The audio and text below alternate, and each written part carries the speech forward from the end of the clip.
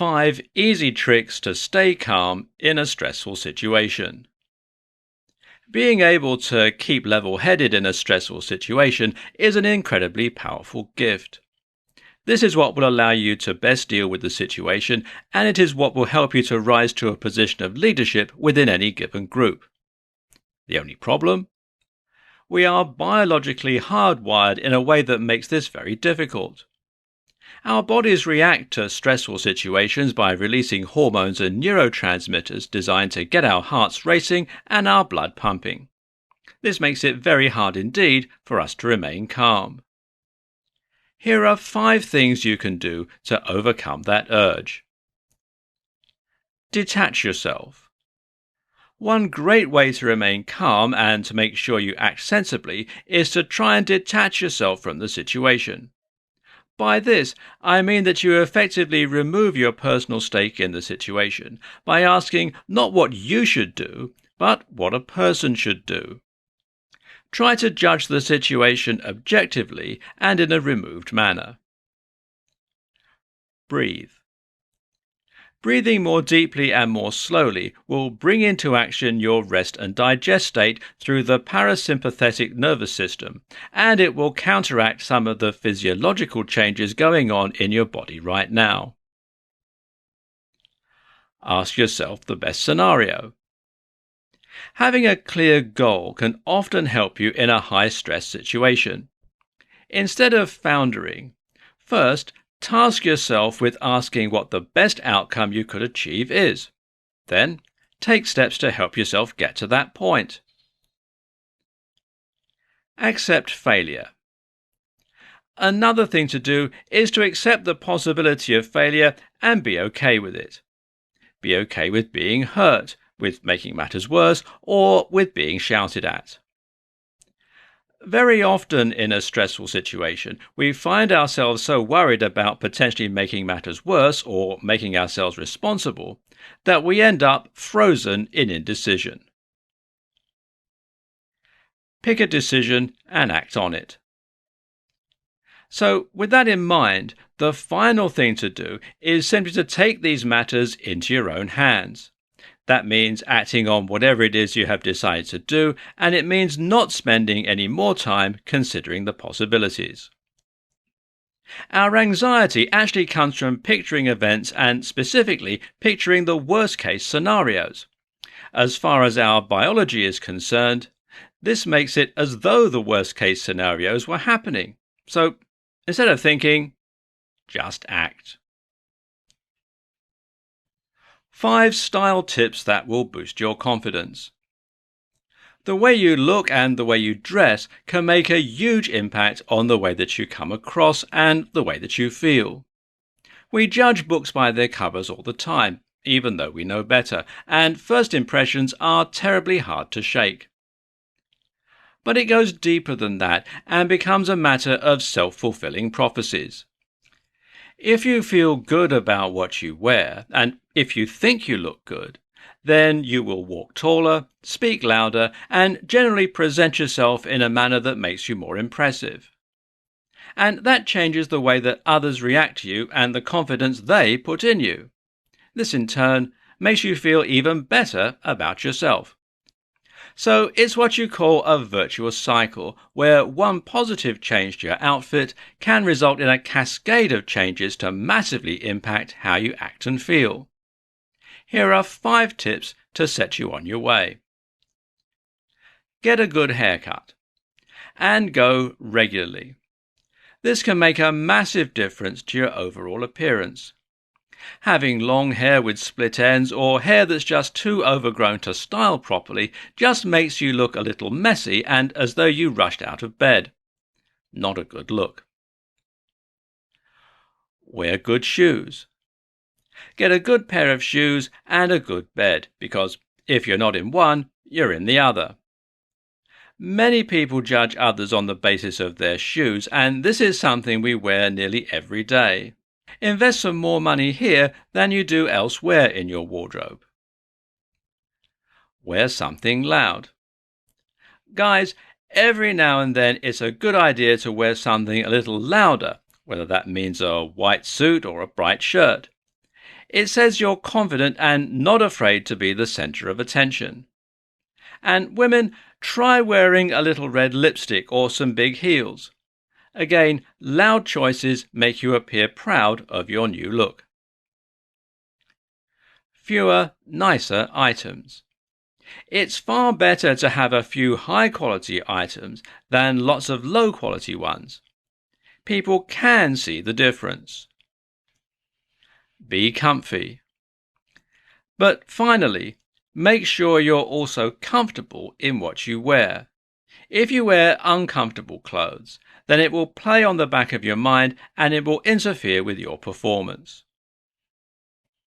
5 ways life is better when you feel more confident. Self-confidence eludes many people, and that's a terrible shame considering just how crucial it is to our success and our happiness. Once you start believing in yourself, so too do other people. And when that happens, doors start opening and opportunities begin to present themselves to you.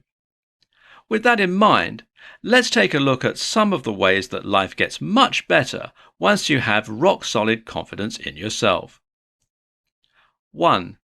Dating. This is obvious, but being more confident in who you are makes you considerably more successful in dating. Confidence sends a social signal that a person is a good potential mate, and this in turn makes that person far more attractive. The assumption is that they must have something to offer, whether that's resources or just genetic material. This is an unconscious process, of course, but it makes a huge impact in terms of your dateability. And yes, that is a word. 2.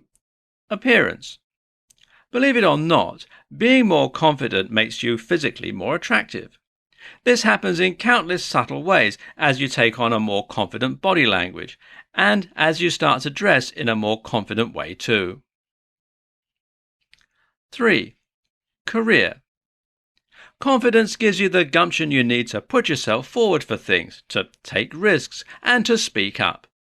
It also gives others confidence in you, which can result in them investing in you more. The result is that you more quickly climb the corporate ladder and become more successful in your own ventures too. 4. Health. Being more confident makes you considerably more happy. When you like yourself, you become happier with your own company. You go easier on yourself and you have less to worry about. All this has an additional knock-on effect on your health.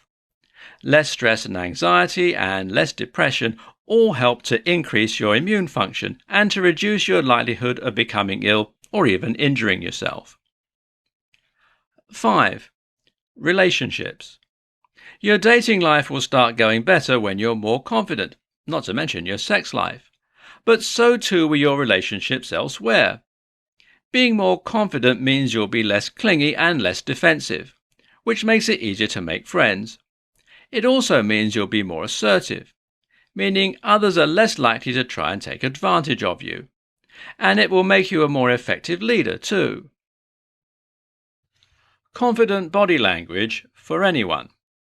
Did you know it's often said that 93% of communication is non-verbal? That is to say, a lot of our meaning and our mood is conveyed through means other than the words we choose. And vocabulary, phrasing, and literal meaning only accounts for 7% of the ideas and emotions we convey through our language. The rest? Well, that comes down to 55% body language and 38% tone of voice. In this presentation, we'll learn how to take care of that 55%. The basics. Body language is something that we all use unconsciously. Many of us will move our hands in a certain way, make particular gesticulations, and position ourselves and stand in particular ways too. All of this conveys something about how we feel and what we want to say. And this may or may not be congruent with the actual words coming out from our mouths.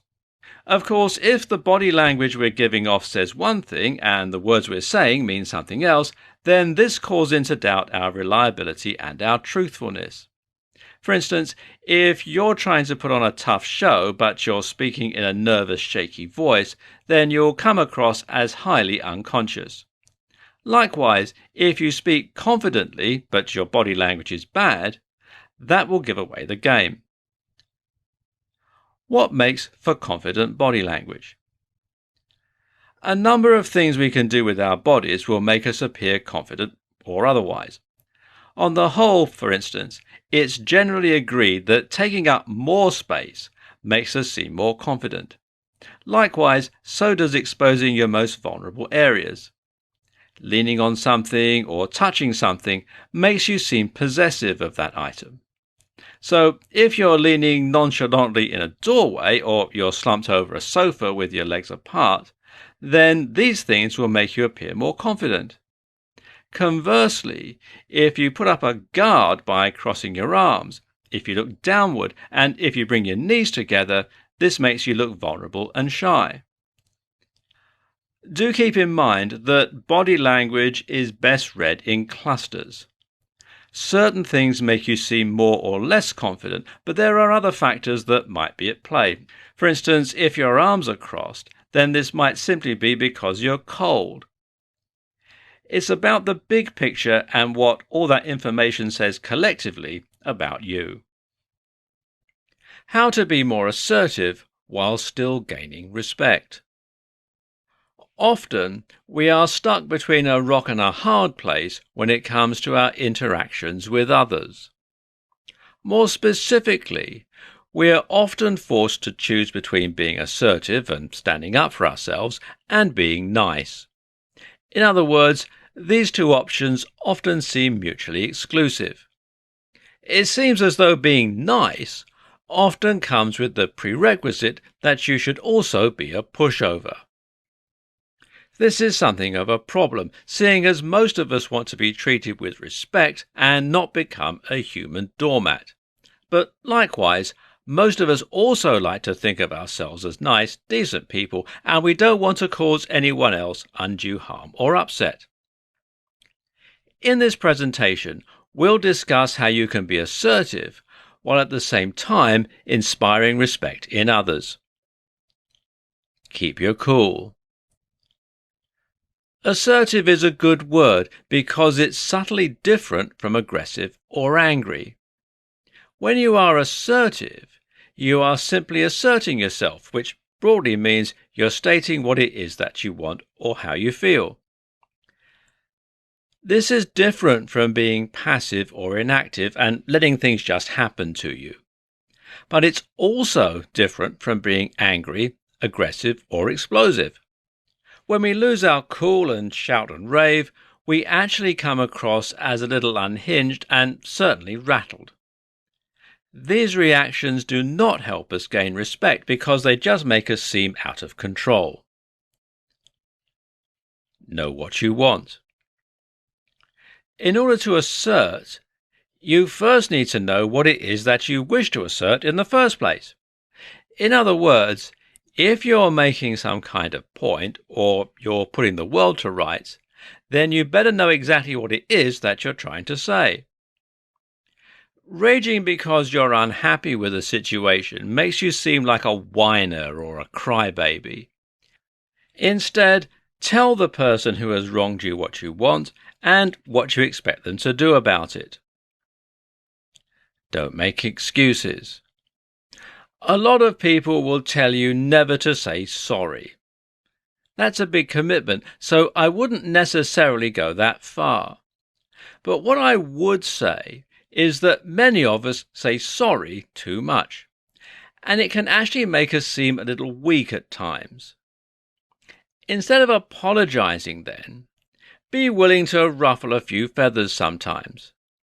Be fair, but be firm when you need to be. How to have 100% certainty in your entrepreneurial venture. One of the things that is most responsible for holding us back is a lack of certainty. Now, what do I mean by this? I mean that we unfortunately lack faith in our own ideas and plans, and that in turn prevents us from ever giving them the best chance possible. This is why you often don't work out, and it's certainly why you don't invest time, money, and effort into that entrepreneurial venture. Think about it. You might think of yourself as lazy, or as flaky, or generally as someone who doesn't see things through to completion. But ask yourself how often you take time off work. You go to work every single day and do the things you need to do there every single day, no matter how tired or uninspired you are. And why is that? It's because you have certainty.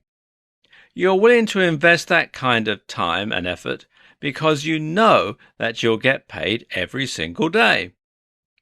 And if you knew that your workouts would get you into incredible shape, then you will be able to hit the gym every single day.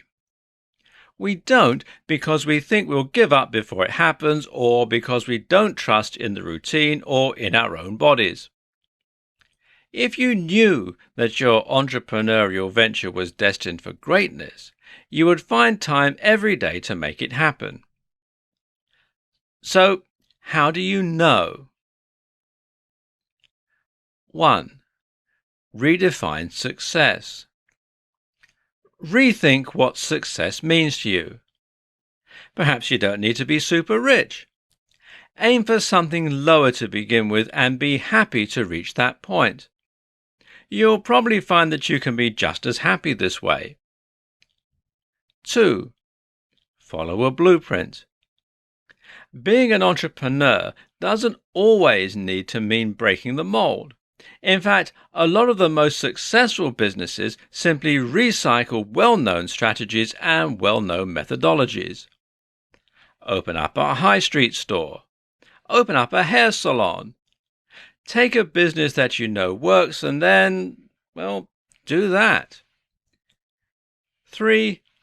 Bootstrap. Bootstrapping means that you're going to fund your big picture with smaller and less exciting business strategies. That may mean, for example, that you sell a product in order to fund a much bigger product. Or it might mean selling a service while using the time left over to work on R&D. Oh, and finally, believe in yourself. Believe you can do anything, and you'll be one step closer to making your vision a reality. How to overcome social anxiety easily. Social anxiety is an incredibly crippling condition. Being afraid to speak up essentially renders us voiceless, which in turn means we become passengers in our own lives. We end up with no say about what we do, what we achieve, where we go, or who we become.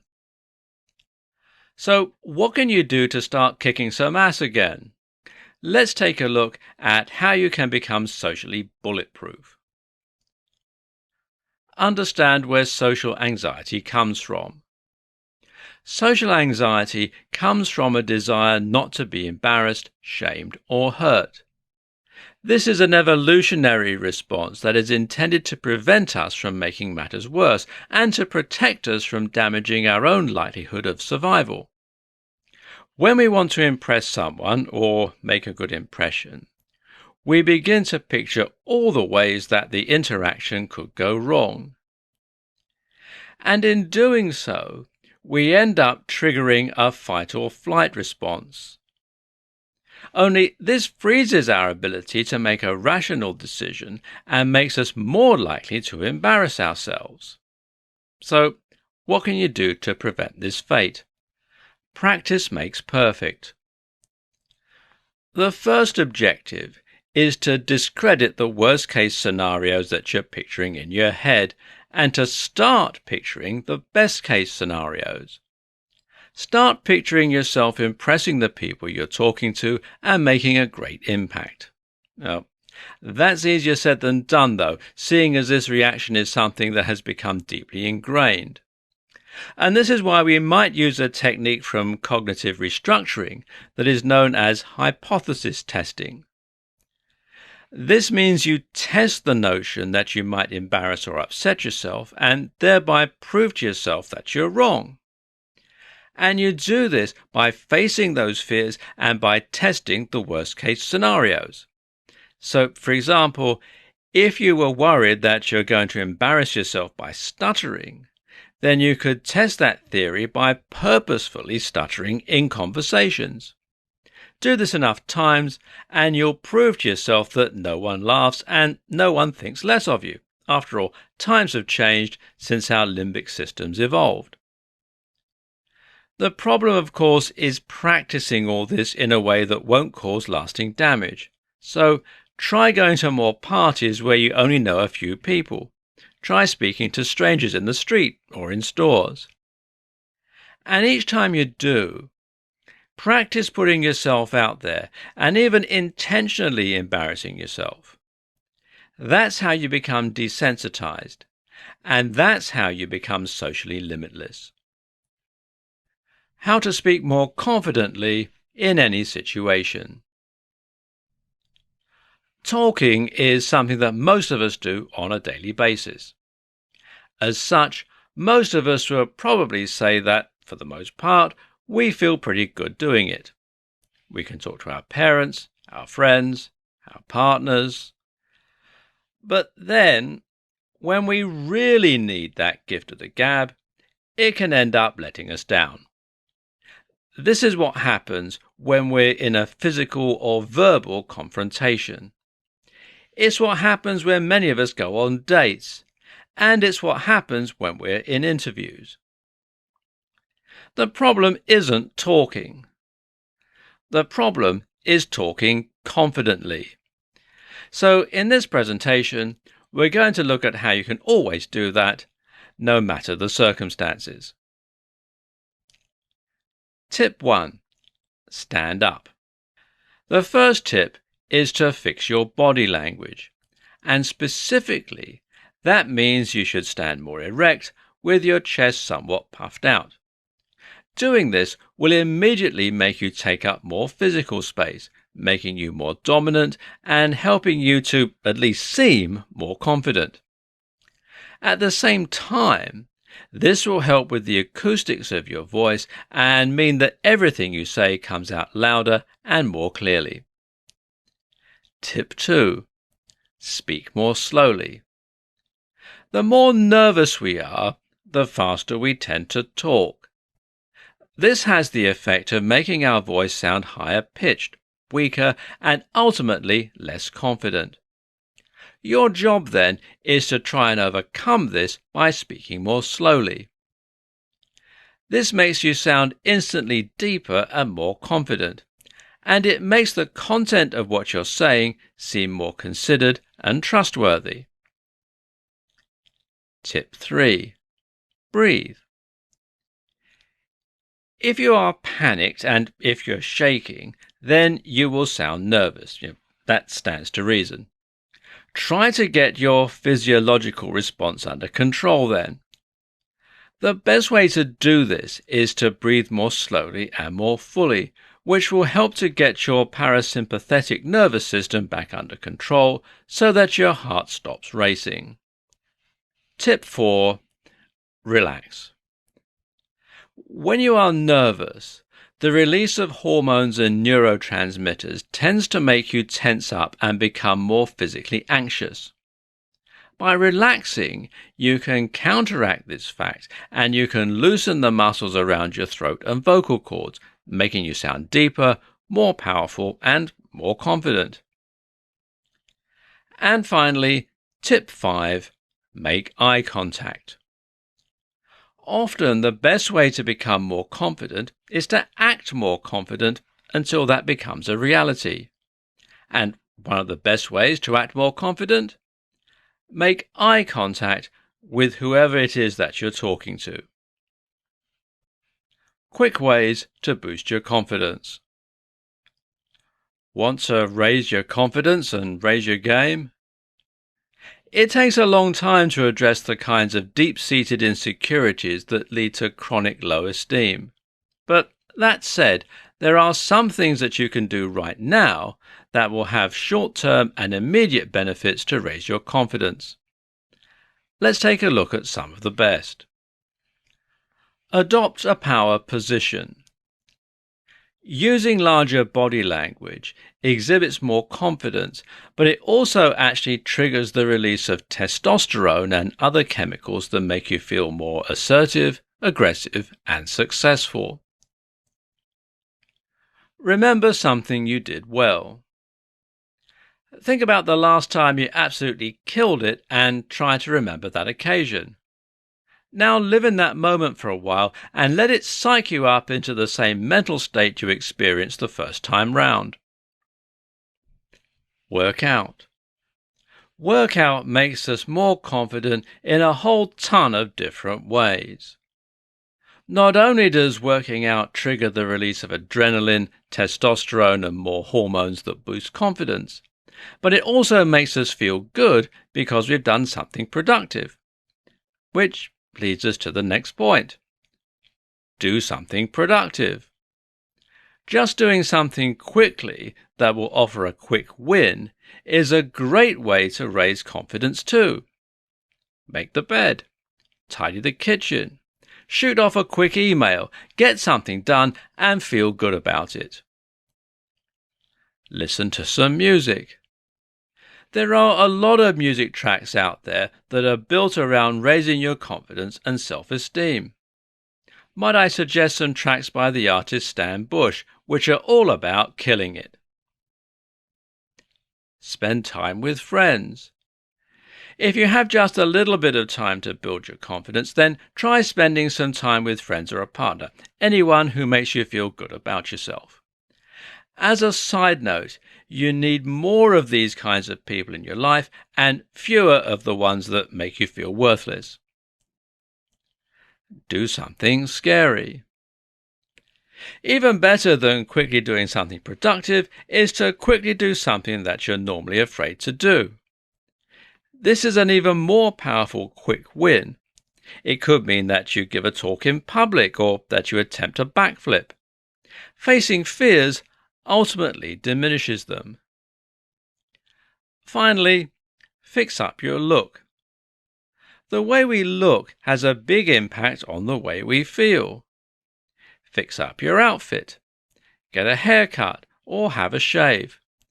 Feel like $1,000,000. 3 things you're doing that damage your confidence. A lot of people have problems with their self-confidence and don't feel quite as pleased about who they are as maybe they should. We've all had those days where we feel a bit worthless, and we've all had interactions with people where we felt like we don't belong or weren't as impressive somehow as the others in the group. And often we feel like victims for this reason.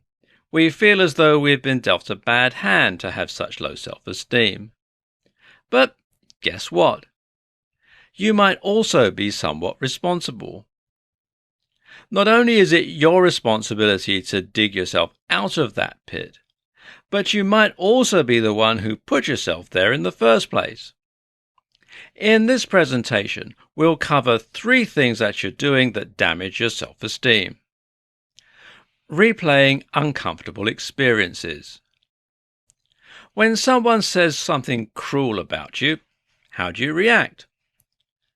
Many of us respond by replaying what they've said in our heads over and over again. And we do the same thing when we trip over and embarrass ourselves in public. And we do the same thing when we've had a bad date or a bad interview. You get the point. While it's useful to replay these events to look for things we could do better, it becomes destructive if we do this over and over, and you end up cementing certain neural pathways. So, have a debrief, then move on. Being too polite and humble. It's nice to be polite and humble to some extent, but there becomes a point where it actually just amounts to putting yourself down. If you're constantly humble, then you are positioning yourself below others. And eventually you start to believe that's where you should be. And so do other people. Playing it safe. Essentially, a lack of confidence comes down to fear. Usually, this means a fear of getting it wrong. The only way to get over that fear is to prove to yourself that it's unfounded. How? By facing that fear. And that means getting out of your comfort zone and taking risks. If you're shy of social situations, then put yourself out there and speak to people.